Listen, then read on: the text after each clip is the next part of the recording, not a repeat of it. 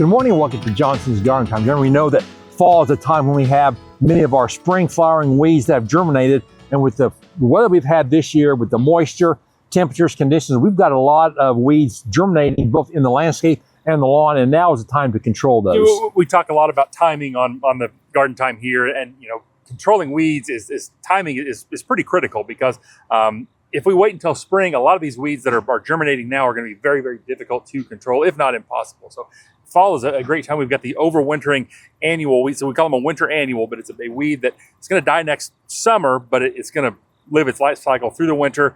Spring is going to flower and throw off more seeds. Okay, let's look at those. Basically, it's henbit, chickweed, and dandelions are the big three, and depending on your lawn situation, we've got a couple of options for controlling those weeds. Weed-free zone is going to be one of the best controls we've got for these type of winter annual weeds. The weeds are very small right now, easy to control. This product works very well at cooler temperatures that we see this time of year. So get a day over 50 degrees, we can go out and spray it. Weeds are going to die pretty quickly, not going to have to worry about them. And this is for turf areas, not for landscape areas. That's right. Have this in a concentrate as well.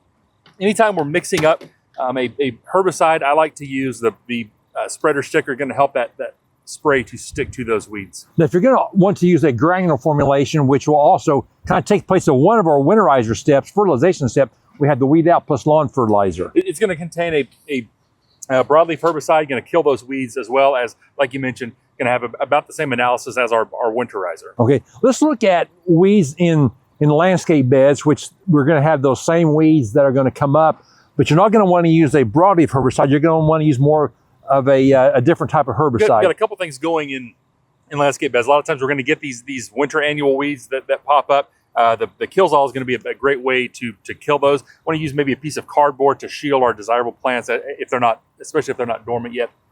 Also, what we see are weedy trees that will come up in the mulberries, hackberry, things like that.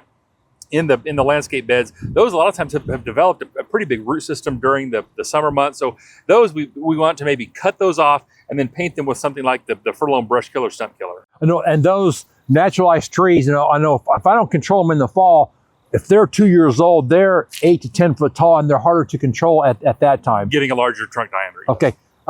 Also, I mentioned fertilization and winterization. Now is a great time for that second or third application of Furlone Winterizer. And the humic, which is a natural product, helps the soil structure as well. If you're mowing those weeds, the humic really helps to break them down. All right. Thanks a lot for watching. Come see us. We'll see you next time.